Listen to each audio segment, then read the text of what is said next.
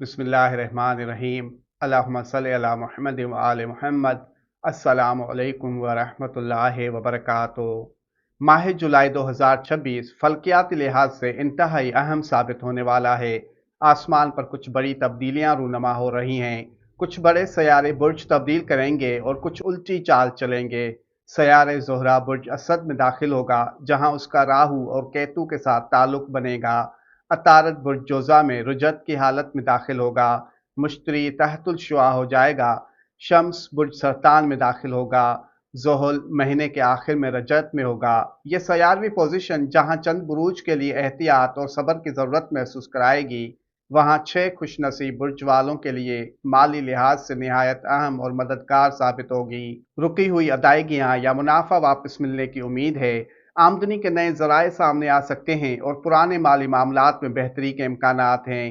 कारोबार, commission, sales या online ज़राए से माली फ़ायदा हासिल हो सकेगा। नए क्लाइंट्स या नए मुआहिदे आमदनी में इजाफा कर सकते हैं। राब्तों और ताल्लुकात के ज़रिए भी माली मौक़े हासिल होने के इम्कानात रोशन हैं। घर या जायदाद से मुतल्लिक मामलात में माली फ़ायदा हासिल हो सकता है।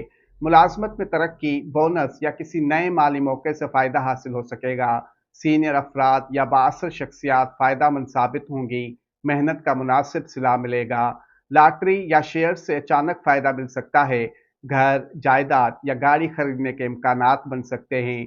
उन खुशनसीब बुरूज में पहला बुर्ज हमल एरीज, दूसरा बुर्ज सरतान कैंसर, तीसरा बुर्ज सोर टॉरस, चौथा बुर्ज असद लियो, पांचवा बुर्ज जोजा जेमिनाई और छठा बुर्ज हूत पाइसिस है। अल्लाह पाक बरके मोहम्मद व आले मोहम्मद आप सबको शादाबाद रखे, आमीन।